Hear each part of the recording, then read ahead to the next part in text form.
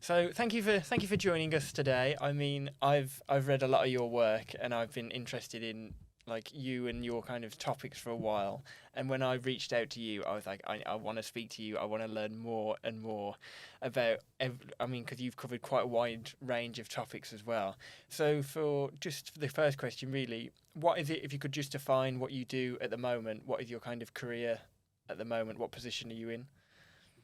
Sure. So, first of all, thanks for inviting me. It's always very interesting to talk to people about my research and tell them more about what we are doing because really academic research is about doing stuff that serve people in the end. So, thanks for inviting.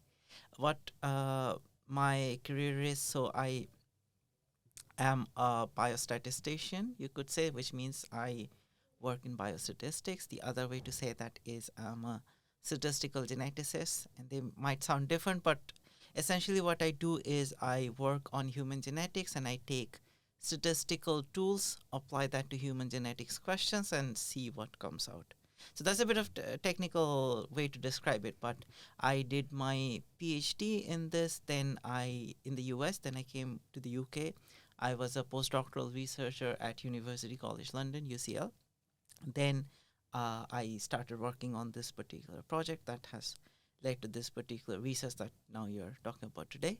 Uh, that still continues, but in the meantime, I got a lectureship role at the Open University, so that's where I teach statistics. I do research along with my students on this project, and in parallel, I also like to do science communications around people's understanding of genetics and also people's understanding, or more to say, misunderstandings of statistics and data and numbers, which was, of course, quite a big thing around COVID. Yeah. So So that's you're a very busy man at the moment, then here, there, and everywhere.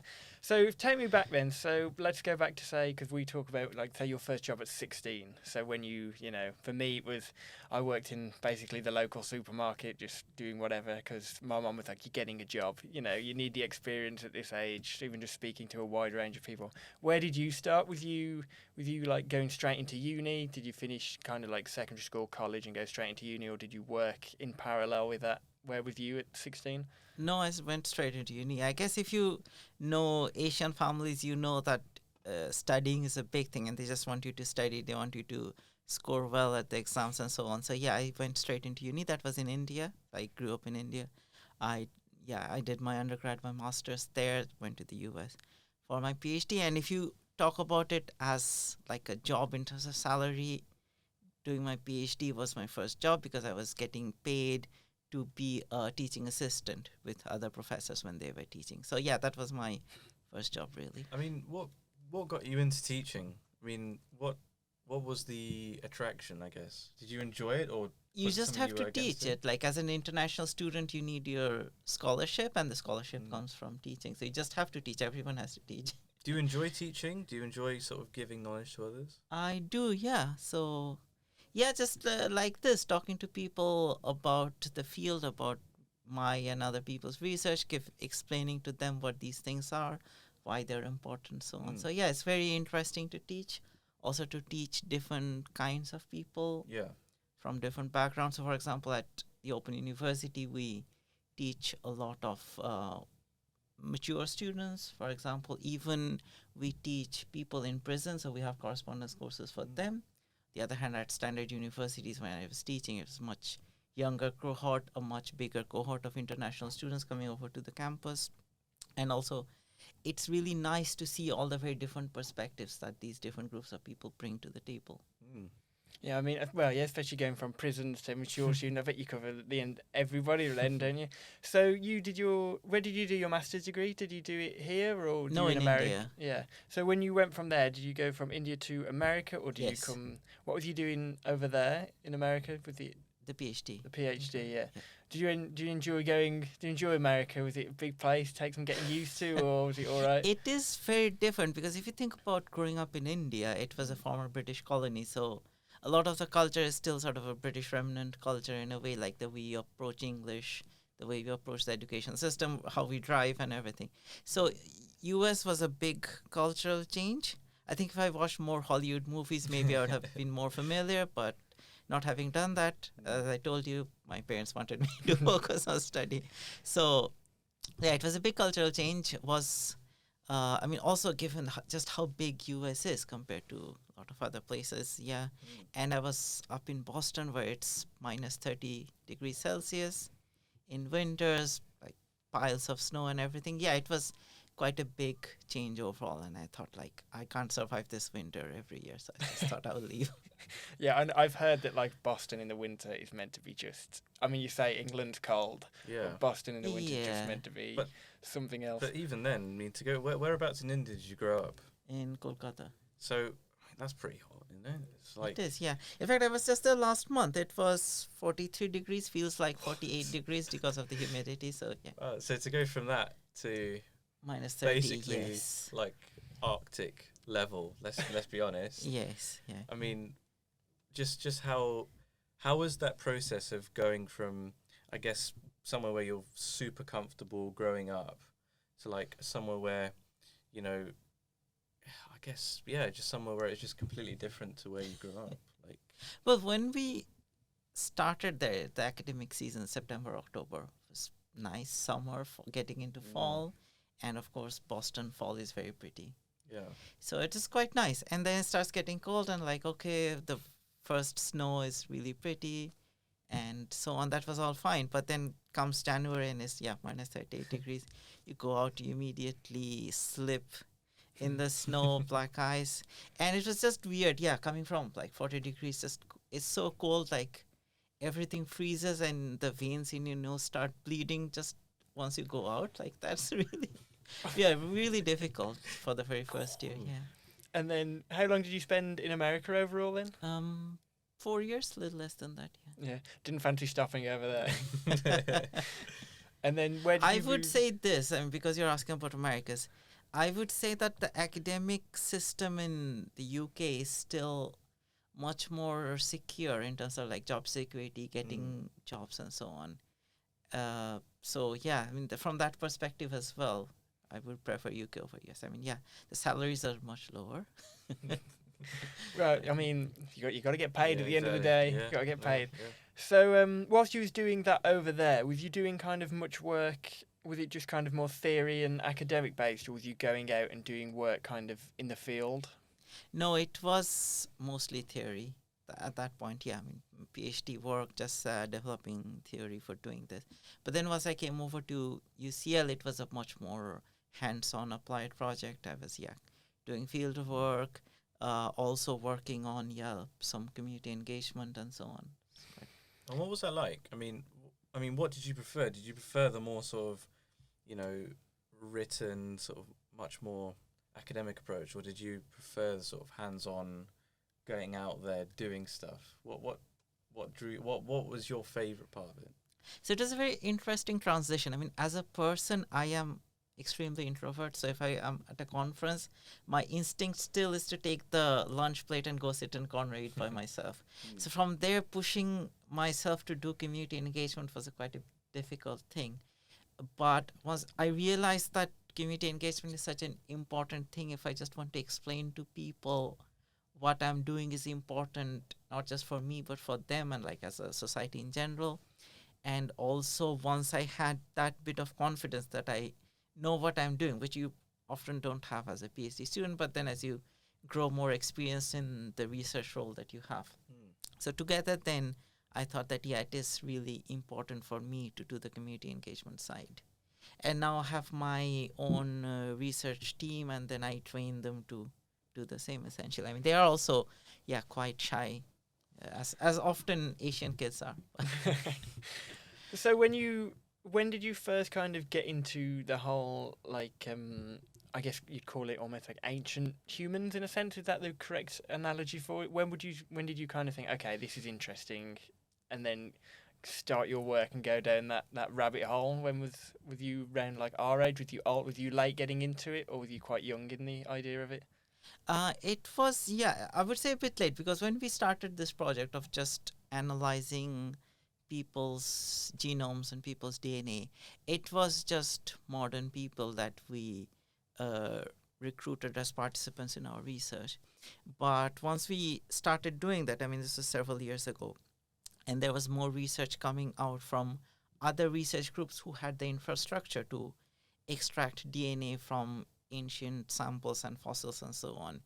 So when that started happening, then we thought that, okay, this field is very interesting, of course. Now, we ourselves don't have the infrastructure to extract ancient DNA. It's a really very difficult, very research intensive job. But we thought that what is coming out of these projects as terms of like readily prepared DNA sequence of ancient individuals, and then people started studying and finding out that actually modern people do inherit DNA from these people. So then we thought, really, okay, if we inherit DNA from these people, then let's try to find out what we inherit and how they still influence us. And we are not the only person doing it. Other research groups are doing it as well in different perspectives. So, for example, one group was studying what people in Europe inherited from Neanderthals. Another group was studying what people in Tibet inherited from Denisovans and how they borrowed bits of DNA that helped them adapt to higher climates in Himalayas.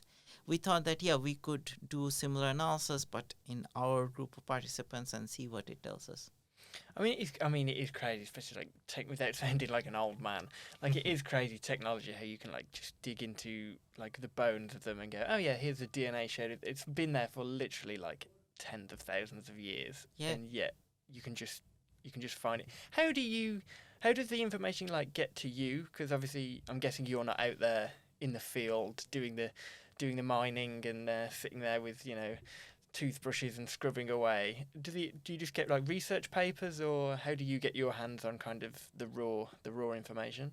So ancient DNA research is quite open in one sense that a lot of people, when they extract DNA, they put the information on public databases, which as a researcher you can access for free. So that really helps because you just don't have to go through much hoops to get that readily prepared information written as a computer file, and you just take and merge it with your computer files and just analyze it. So that's how it goes often for ancient DNA. It is still much more challenging for even one lab to process one sample. But given that they are doing this philanthropic job of just doing it for us and uploading it for every researcher in the world, that makes our jobs much easier. Yeah, do you enjoy sitting there and mulling over all the data? I bet it must. I mean, even when you get the data, though, it's not just like, okay, oh, this clearly means this, clearly means that. I bet you've got to sit there and really try and get and understand it, isn't it? It's a difficult. Yeah, sure. Because I'm guessing a lot of it isn't a shared opinion of ideas. Everybody's attacking it from their own angles and coming at it with different responses. I'm guessing that's quite. I guess it's quite an enjoyable job as well, though, isn't it, to be able to go, okay, you believe this, I believe this, you over there think that. So, going back to that beforehand, then, do you focus more on like a certain time frame? Are you more kind of like Neanderthal period or like Homo sapien period, or was it Homo erectus before that? Do you focus on each one in particular, or do you look at it as more of a grander scale throughout time, or do you have your personal favourite? We, at this point, the papers that we have published, we have specifically looked at, as you say, what we borrow from Neanderthals, what we borrow from Denisovans. Now, there are various other strands of research that we have looked at, for example, how the population history has changed over the past thousands of years in places that we study, for example, say, Europe or the Americas, and how things change in terms of like ancient migrations of people in various waves, say coming out of Africa into Europe or moving from Asia into the Americas to Alaska and so on. So you can study all these different sorts of things, and we do a bit of everything. But the papers that we have specifically published looking at these aspects of what we borrow from Denisovans and how it impacts us, and what we borrow from Neanderthals and so on. So the latest piece, which made me get in contact with you, what was it that you was focusing on with that then? What was your main kind of goal to research on that? So our main goal of research in this project most broadly is to look at the genetic basis of our appearance. So we want to see which genes or which variations within a gene influence things like our skin color. And that we do by preparing a large cohort of volunteers, getting their genetic information, measuring their skin color, and linking the two. Same with all the other aspects that we want to study, like facial appearance. Now, when we do that, we then get a list of genes that we say is associated with a specific feature of interest, like skin color, like specific face Focused shape. on noses was one of them you focused on. So we studied something like 50 or 100 different measurements across the face. And out of that, nose is one of the more reliably assessed feature that in all of our studies have come up as linked with different genes. Because, for example, if you think about your width of your face, that would depend, for example, on your obesity levels, for example. Like if you are higher on the obesity scale, you might have a bigger face and so on. So those features are easily affected by what we call external factors, whereas nose is not so much affected by those kind of things. Nose, lips, eyes, etc. Why is that? Is it just a genetic thing? Or? It's just how your face has fat distribution, for example. Or like when you measure skin color, you're not going to measure it on the arms because they get tanned. So you have to measure it at places where you normally wear clothes so it doesn't get sunlight. So just like that, I mean, you just find out what you want to measure and how it's impacted in various things. Yeah, okay, yeah, I get that, yeah. So when it comes, when going back to kind of like that bit I read about the width of the noses and things, from what I read, and you can probably correct me on this, wasn't it that the more, because obviously that was, and they lived, especially the Neanderthals during the Ice Age period, wasn't it? So the wider their nose, then they could intake more oxygen to kind of then keep their bodies more oxygenated. Was that correct in my thinking? I wouldn't get too much into that because as scientists we need to know when we don't know enough and we just say that straightforward. Yeah. Like we don't want to overinterpret. So for this particular question, we didn't do the hypothesis that scientists look at these days. Like different scientists do different aspects of modeling of things like nose shape, and then they would do like computer simulations of air going through your nose and how that is impacted, like your nose shape and things like that. So when we detected that, just going back to your question of what we were doing. So our initial analysis is just linking different genes with different aspects of our facial feature, including noses. Now, when we identify those genes, then we want to understand what's going on. And part of understanding what's going on is to see whether we see any signals of what we call natural selection.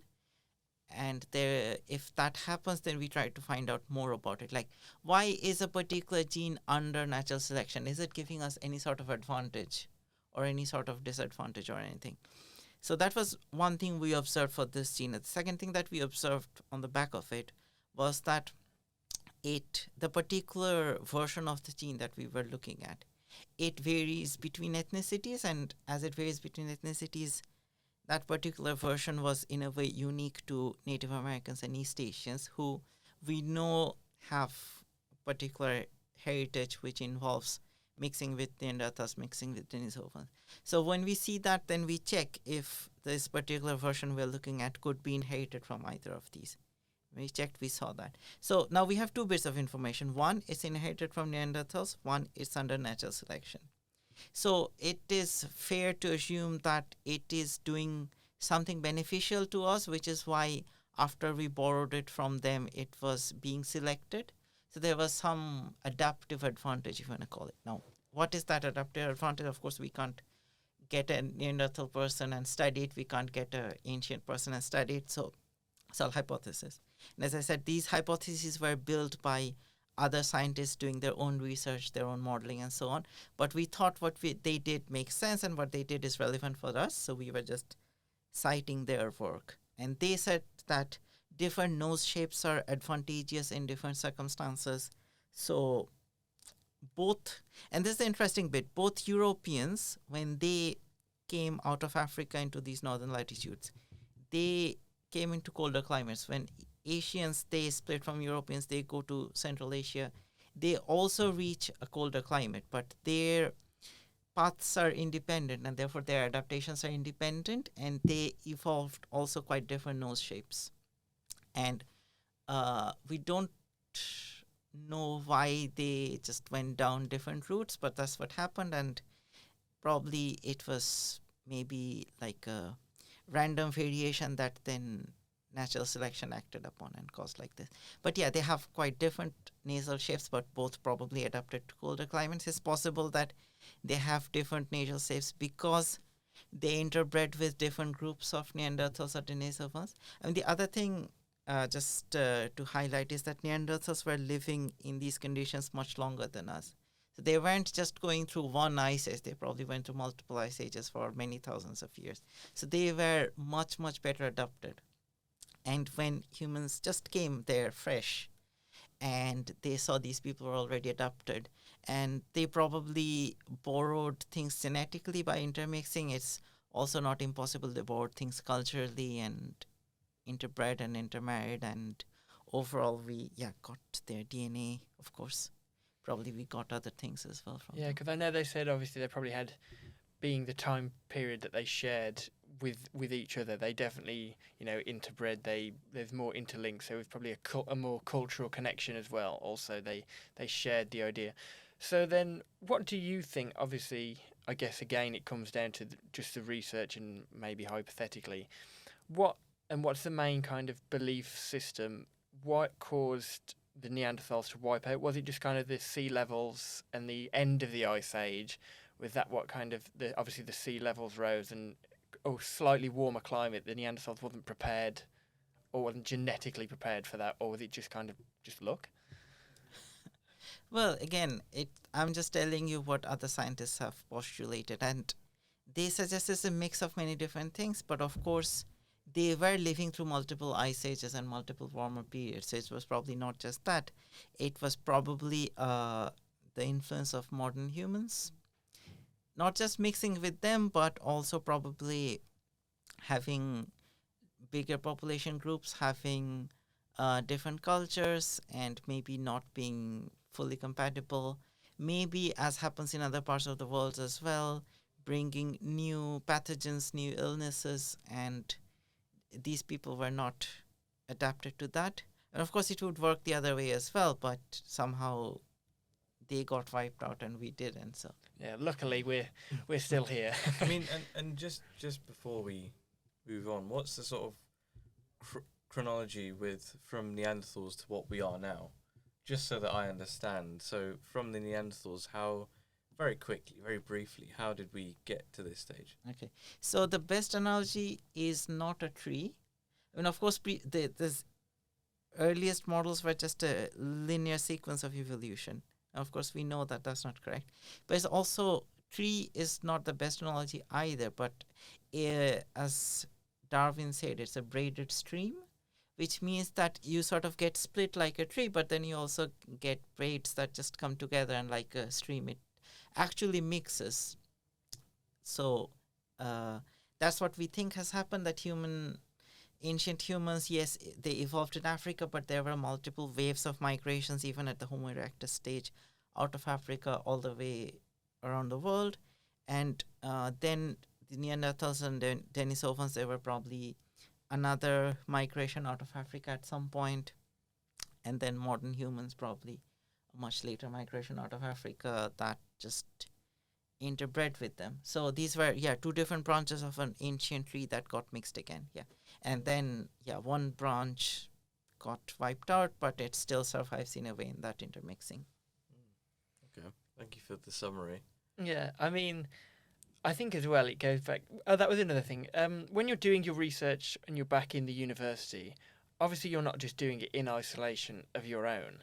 Are you working with people all over the world? Are you like everybody's coming together to do the research and argue and debate their own opinions, or do you have to submit your own opinion beforehand, and then obviously you've got like peer review and things, but before you even publish your own view on it or your your university's view on it, are you still gaining like knowledge and understanding from other universities as well? Oh yeah, absolutely. Science these days is very much a collaborative effort, and it starts all the way in the planning stage. So even before we actually recruit people in our study, we have to plan what exactly we're going to do. So we have to have a protocol of, say, these are the exact characteristics that we're going to study in our participants. So there's that design and planning stage where different people will have their different expertise. So there might be a scientist specialized in collecting DNA, and they would tell us, you need to use this chemical to do it appropriate. There would be a scientist specialized in studying skin color, and they will say, this is the correct way to measure it with this machine at this part of the body. And there would be general discussions about which research questions are most relevant and so on. So all the way from the planning stage to data collection to data analysis and interpretation, it is an extremely collaborative effort. And then once we find some genes, we would want to validate it, because correlation is not causation. So if we say this gene correlates with this aspect of our appearance, that's not proof of it. So then we go to our other collaborators in other universities who have, say, mice that are mutated in different genes, and then they will tell us that, in the mutated mice, they see the same appearance change, and therefore it experimentally validates our findings. So all the way it is, very much a collaborative effort. The other thing that we do, which I think is quite nice, is right when we recruited volunteers, we told them that this is the research that we are doing, and we're going to give you back our research findings at an individual level. For example, saying that this is your ancestry proportion, because people in Latin America are of mixed ethnicity, and they are often quite interested in finding out what is their proportion of European heritage, what is their proportion of Native American or African heritage. And so we asked them, do you want to know more about this information when we analyze your DNA? If they say yes, we would go back to them, and we just don't give them the numbers, give them a whole brochure that explains this in full detail. And then they might have other questions, they might have other feedback. So it's a very much a two-way process between the researchers and the participants. And of course, it is, a community effort, really. A researcher community, the general public community. Have you done one yourself? Have you done your own like ancestry tests? Have you done your own? Well, that's the funny bit, because South Asians, we know our parents were South Asians from the same city and so on. So we don't have that kind of, like Joe Biden's ancestors were from Ireland, from a specific part, and he was quite eager to go back to that place and talk about his Irish ancestry. Oftentimes, we South Asians don't have that kind of urge of doing an ancestry testing. And this is why I am quite interested in science communication from this perspective. We are also often not interested in the other aspect of these kind of commercial kits, which is to predict your eye color, things like that, because I can just see that in the mirror. So what I am interested in, say, myself, would be other things like, do I have the mutation to digest milk? Because, most Europeans are able to digest milk in adulthood, which is really a unique characteristics in humans. And then white supremacists make a big deal of it. But before that, it was just an interesting scientific question. And I was interested in that. And I analyzed my DNA. I found out that I didn't have that mutation. So I guessed that in a few years I would not be able to digest milk anymore. And that's exactly what happened. So it was not good for me, because I then can't have too much milk, but it was just a good thing for me as a researcher. Why is that anyway? Why is that milk thing? I've never. You've not heard about that? I've never You've never heard of that? Really? Never heard of that. No. Oh, okay. So, we all drink milk as a baby, and then we wean. And all animals, when they wean, they just stop the ability to digest the lactose, the sugar in milk. But humans, when they adapted to just drinking milk into adulthood, because they were herders, there were genetic mutations in a specific gene that let us digest milk throughout our lives. And that happened in Europe. And then you can just find that mutation in like a standard genetic analysis, and you can tell whether this person is able or not. That's Now, crazy. yeah, because that happened in Europe, then white supremacists make a big deal of it because they think it somehow indicates their pure whiteness.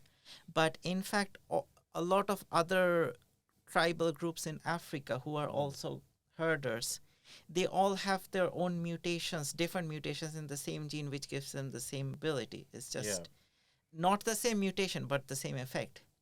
And yes, these are just things that, if you study your DNA, is interesting to find out. Yeah, it's just That's crazy though. taking things out of context and doing everything with it. Have you been like have you been into the field, and have you been to places where they've like found like these ancient remains? Have you been there yourself, or have you just stopped? No, I have been to field work in the sense of recruiting modern people in different countries, in India and Brazil, so on.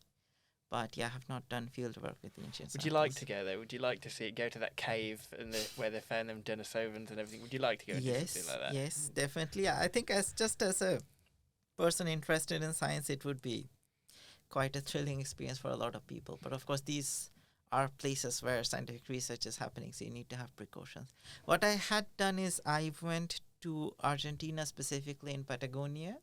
So you might know they found this world's largest dinosaur, whose like one leg bone is probably as long as a building, kind of thing. Wow. A small building, but yeah, as long as a building.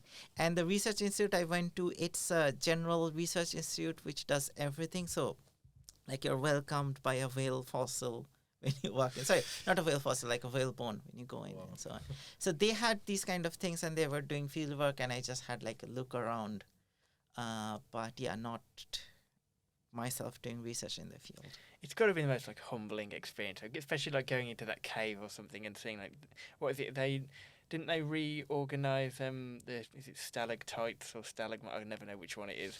Didn't they reorganize them in circles or something to like represent some ritual? It must be like the most humbling thing, being able to walk in and just being like, this has been here for literally like tens of thousands of years. Yeah. So what I had been fortunate to do is to travel a little bit in India, and India has some of these ancient sites which are not really well protected as they should be, so you can just walk around.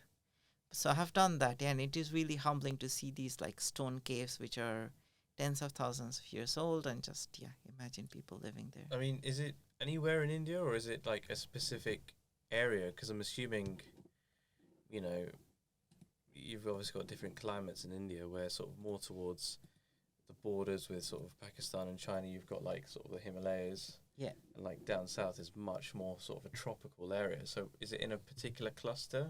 So this one particular was in the south of India, in sort of the hills. Yeah, not the Himalayas, high hills. Okay. Just like hilly terrains, lots of stones, and they could make their stone houses. Yeah, didn't fancy trekking up the Himalayas. Been there as a tourist, but no.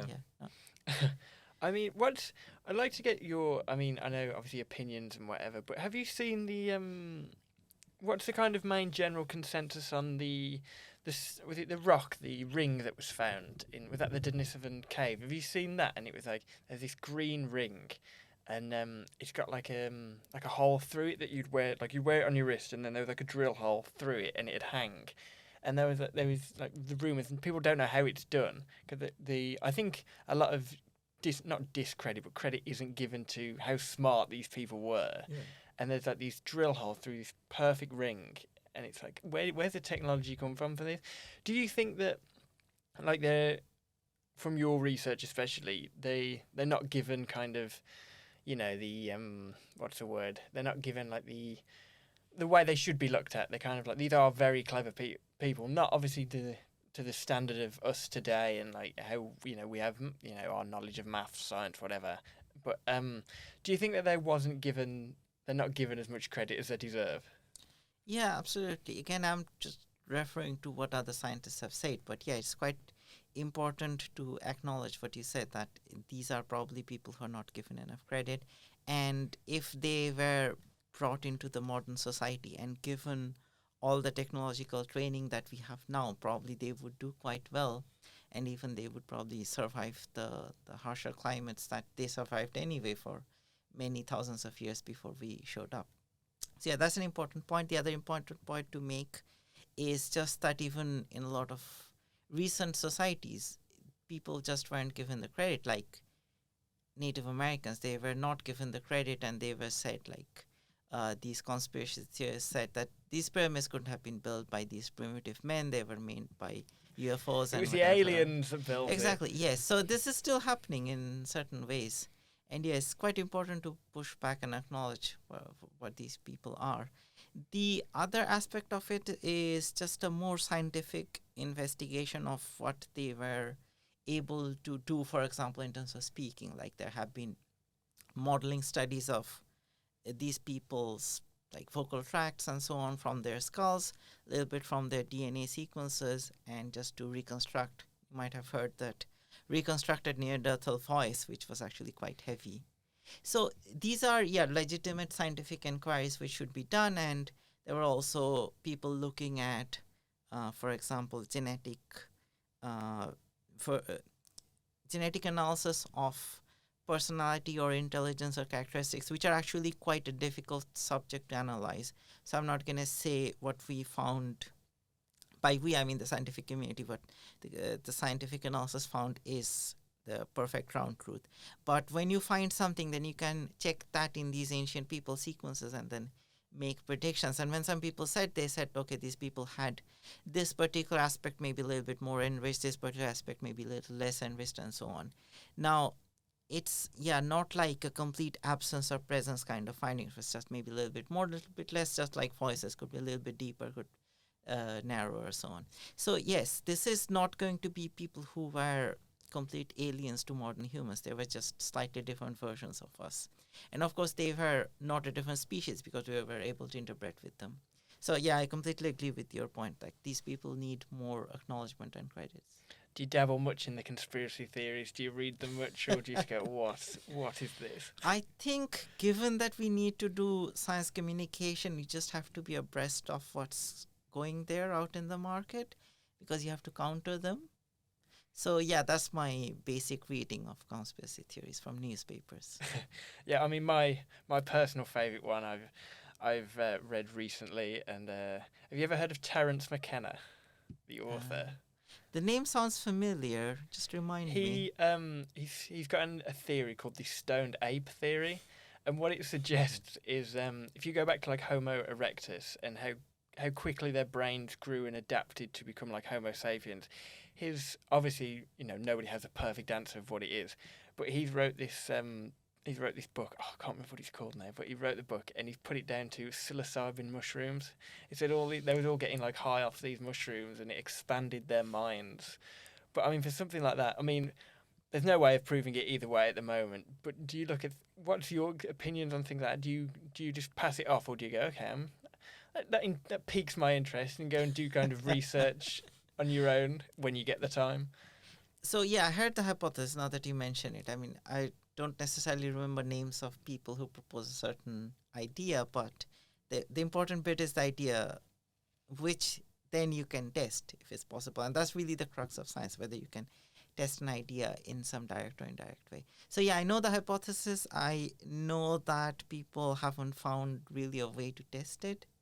Maybe with more studies. So say, just as a very hypothetical scenario, like if you could find a very specific genetic change linked to being able to use this mushroom or something, and then you could find that genetic change at some point in ancient DNA, then you would have a more robust statement to make. But other than that, at this point, it's a hypothesis which could be possible, but we just have no way to validate it. So that's you just gotta take it on what you see, and just basically, like I say, it's like researching that you can only go off the answers that you find.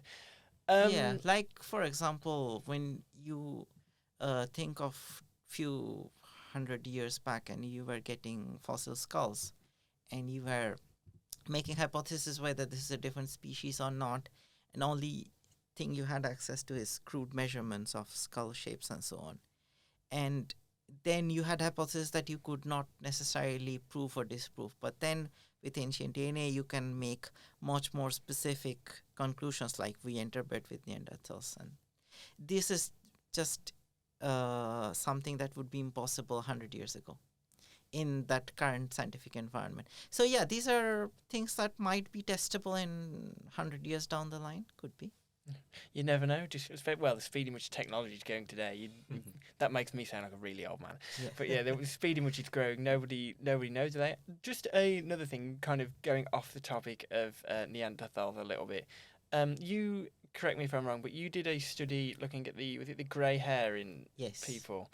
Because I might need your help on this one, because my granddad went grey very early. I'm coming next. My dad went grey pretty soon after. What was your kind of research in that? How did you start that study? So it's the same process really, that in our cohort we have participants giving us information about a lot of their characteristics, and one of them was gray hair. So we could just have a rough categorization of the level of gray hair in people. And as I said, a lot of characteristics have much bigger external impact, including environmental impact, and gray hair is one of them. If you are under a lot of stress, you're going to go gray early. However, the other side of it is that if you look at very young people, like people who are just adults, and if they have gray hair, it is more likely to happen because of genetics than external factors. So we were fortunate in the sense that when we did this research, our collaborators who were university professors were recruiting from their university. So the volunteers were students at a relatively young age. So given that we have most of our volunteers at an early age, the hair graying that we saw were mostly early graying, which is more genetic than late age graying. Same with hair loss and a whole bunch of other features. So that's why when we studied hair graying, we were able to find at that point the very first gene that was ever linked with hair graying variation in people. And what's interesting is that the particular genetic variation that we found was only present in Europeans, white Europeans, and that too at a relatively low level, something like 12%. Now, does that mean that no one other than Europeans have gray hair? Of course not. So, of course, they have gray hairs for other reasons. We just weren't able to find that in our particular cohort of volunteers. So, yeah, that's how we studied, and that's the caveats that we need to remember when we talk about genetic basis of something. Yeah. So, do you know any way to reverse it? Is it an inevitability at this point? No, or, I got a lot of questions, and in fact, when I went for one of these interviews, the interviewer said, "Oh, I can see a few gray hairs on your head. What happened with your research? Can't you fix even yourself?" So yeah, no, I mean, finding what a gene causes, of course, is quite a far way from being able to reverse it. And that's even true for diseases. Now, sometimes for major diseases, there are ways like gene therapies in which you can reverse it. Now, for normal characteristics, because what we are studying is normal characteristic variation. So, for example, we would study normal variation in skin color. We would not study, for example, vitiligo, where you just grow completely white without any melanin pigment in your skin. So because we are not studying those aspects, we're just studying normal variation, then we don't necessarily want to reverse it, and I give this example, like you may think blonde hair is cool and you might want to reverse that bit of your genetic variation that produces melanin in your hair and makes it black. You just want to stop it from making any melanin so that it goes blonde. But then this is the same melanin that gives you color everywhere from your skin to your eyes. So there's a possibility if you stop it, you also get vitiligo in your skin. Now, would you want it? Probably not. So this is why we put a huge caveat on any work that we do, that from taking a bit of research for the sake of knowledge and for the sake of broader medical impact to making it like a whim or at a personal level is always risky.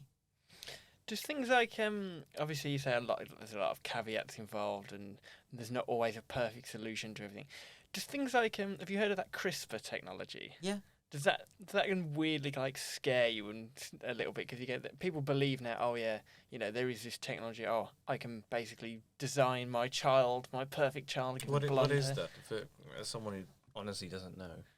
So correct me if I'm wrong, but I believe scientists have now mapped out basically pretty much every gene in the human body, and by doing so, you can then go, okay, we'll edit this. Obviously, there's a lot more steps than what I'm explaining. Yeah. But you can this is the gene for blonde hair. This is the gene for green eyes, and you can this is the gene that makes you 6'7". So you can literally customize a child. Because they did it. Was it with a sheep or something? They did it with all my conflating two different stories, but something like that, wasn't it? That's pretty much what CRISPR is. So, well, first of all, the CRISPR as itself is a quite difficult technology to achieve correctly, because what it does is it has one enzyme which chops off your DNA, another chemical which puts some other bit of DNA into there, and that's the basic of CRISPR. Now, I do need to correct the Please sort do. of the simplistic interpretation you said that scientists have mapped out all the genes and this is the gene for blonde hair, this is the gene for green eyes, because that of course is not like that. Like, there are hundreds of genes that produce the pigment melanin that then impacts all the places in your body where you have melanin, from your skin to your hair to your eyes. And there is still a lot of genes for which we don't know much what they do, and there are other bits of DNA which we don't know absolutely almost nothing of what they do. So doing something there is very risky because they can be doing something very important. Now, CRISPR as a technology is still not perfect. You can, maybe chop a piece of DNA off and put something else, but that's not precise. Like this Chinese scientist, when he did this experiment without ethical permission, quite important to mention, but when he did that, most embryos didn't work, and even those that didn't work was not always viable as an embryo itself and was not being able to implant successfully in the uterus and so on. So it's a very difficult process. It has still a relatively low accuracy rate, a relatively low success rate. So as a technology itself, it will evolve. In terms of changing the DNA that you want to change, it is still, a long way to go. But as I said, it doesn't have to be CRISPR. So again, talk about gene therapy. So if you have a piece of faulty gene which is really, really faulty and is making something drastic, like the person is very sick or something like that, you can also do other things like, replace your bone marrow or insert that correct version of the gene in your body in some other way. So it doesn't have to be CRISPR. And there are, NHS approved medical techniques that fix some of these things. But it has to be, like a really major fault in your gene so that it's much easier to fix. You need to find a working piece of the gene, put it there, and there might be other variations in the gene that correspond to like normal human variations, and that's fine. You're just needing to fix a really big damage. So that's possible. But changing a little bit of your DNA with CRISPR to have your baby to be a bit extra smart is just not going to happen anytime soon. Yeah, not in the near future anyway. So I was lied to then. My research, I was lied to. I mean, what are the ethical implications of that? I mean, as you say, like, you're designing a child, really, aren't you? It's morally wrong. I mean, what are the ethical sort of thoughts behind that in the science world? So there are a few different thoughts. I would probably put them on a range. Like, some people would say even doing this experiments purely for research is immoral. Some might come at that from a religious perspective. Some might just come at that as from a moral risk perspective. And there are some other people who would say that it's fine to do this if this is improving health. It doesn't have to be like a life risk, it's just improving health. Some others would say, it's a free market, do a research as long as you're not like harming anyone. So there's a whole gradient. and different people stand in between. There is very little regulation right at this point because this is a very new technology that is in most countries not even at a level where it could be put into practice. And that's partly because there are intermediate steps that are under different kinds of regulation in the US and the UK and so on. But what scientists have been doing is to push the governments to preemptively have legislation that does not ban it, of course, but it provides a framework for scientists to do ethical research and set limits on what you can do. So, for example, you can already do research on an embryo up to a certain age, something like, say, 14 days. And you can do modifications on embryos that you get from IVF. So that's fine. But then if you want to do something drastic to it and then let that embryo grow into a person, you won't have ethical approval under current regulations. Yeah, I know it's very, especially I know when reading about that Chinese scientist, it was very much looked down upon by the rest of the world, and it was very kind of like, it's possible, but it's a scary thought. Exactly. So yeah, obviously I was not completely wrong, but glad to be corrected. So no, I mean, I would say that people are being forced the wrong idea by companies who have, of course, a financial interest in selling their products, and they would say, use our kit and it can predict your intelligence, it can predict what color would go with you, it can predict what your astrology sign is and so on, and it can predict what food would pair best with your wine and all that sort of stuff, and it's just because they want to sell. Same with their kids, like once you have conceived a baby, they would sell this kit so that you test and then you get your baby's intelligence and then you can put them on this particular study track even before they are born and things like that. And of course they are doing things that are not ethically or morally approved. They're just doing this as a sort of a hobby kit. This is not like a legal, medical or public health opinion. But then they're just selling it not because this is correct, but just because it's making them more money. Yeah, you can't just pull it off the top shelf at Sainsbury's and say, test your readily child available in today. supermarkets.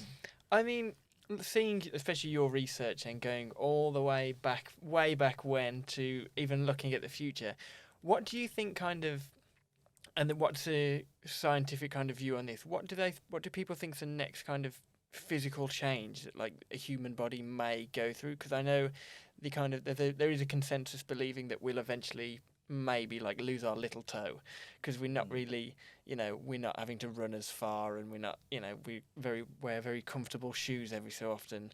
From your research looking at way back in the past and now research even on like grey hair and things, where do you think we're going next? Like what is the next change for people?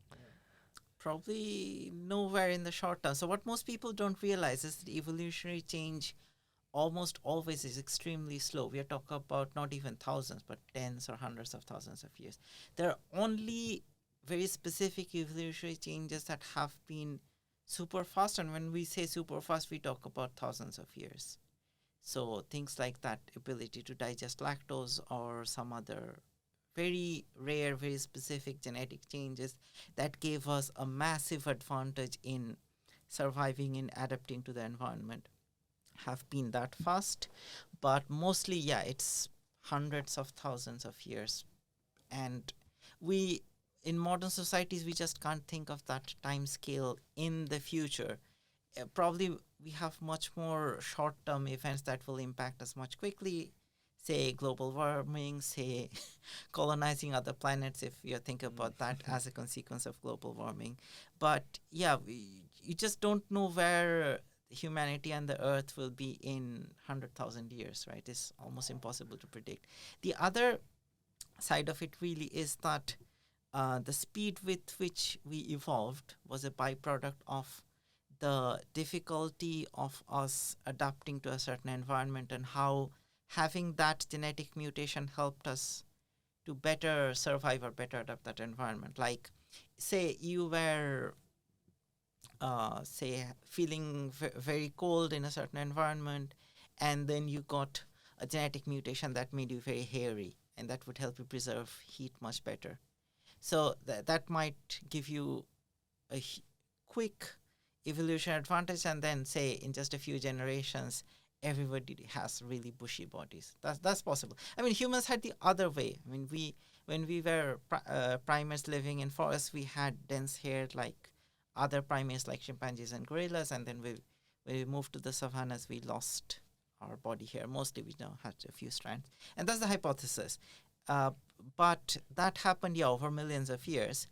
Now, when we look at modern humans, we have to realize that we are actually quite well insulated to most environmental factors. Like, we wear clothes, we live in houses, we have lots of medicines to keep us through a lot of difficulty. So, for example, people think about things like dementia, Alzheimer's, and say, why didn't we just evolve to be better, or things like cancer? And then what scientists who study these aspects say, well, you're getting these diseases like in your 50s, when you in the past probably had all the children that you were going to have. And therefore, whether after that you had a particular disease or not is not going to affect your reproductive success. So you just didn't evolve to be better at that. So same with, like, we are not going to evolve bushy hair on our bodies because we have clothes. And so that's probably, not really on the urgent list of evolutionary needs. Now, people have looked at, for example, changes in number of children that people have. And that still is like a global trend, and that still is relatively short change, which is not going to have a huge impact on our genes and make us evolve certain characteristics in any way. So, I think most scientists will say that we are not expecting to see any huge changes in our appearance. What people are postulating in like various drawings are quite exaggerations, I would say. Yeah, and I mean, you never know if Neuralink picks up, we'll all be cyborgs running around. But I guess just one last question I wanted to ask you then. So if you look back at yourself, say all the way back at 16 to all the way to sitting here today, going through all that you've learned, I mean, you're a very educated man. Even today, you've taught me quite a lot. Yeah, I've learned a lot. Trust me. What do you think kind of keeps driving you forward? Is it just the curiosity of things? Is it just wanting to keep learning? Like, what is it that drives you forward? Yeah, I think it's the curiosity, it's the pleasure in learning, and pleasure in disseminating the learning to the researchers working with me, to my students, and to the general public. I would really say that I love the job which I do. I think most people would be quite happy if they're able to say that. I mean, I'm doing this, of course, to earn a salary, but also I'm doing this because I like it and it piques my curiosity. And as a scientist, I get to travel to different places, do, as you said, field work, which is quite exciting scientific endeavor by itself, but just meeting people, meeting other scientists, meeting general people, talking to them, understanding their perspectives, and just communicating what I do. So overall, yes, it's quite an interesting job. Just happy to do this. Well, thank you for that, and I hope you can get out in the field a bit more often, and hopefully it's not too cold in the, you're not up the Himalayas, you're in somewhere warm. Maybe they find a new species of human in a nice, maybe in the Mediterranean, where you can go and enjoy the sun. But yes, thank you again, and I have definitely learnt a lot today. So maybe you can come back on another episode when you find out more. Thank you very much for having me. Thank you.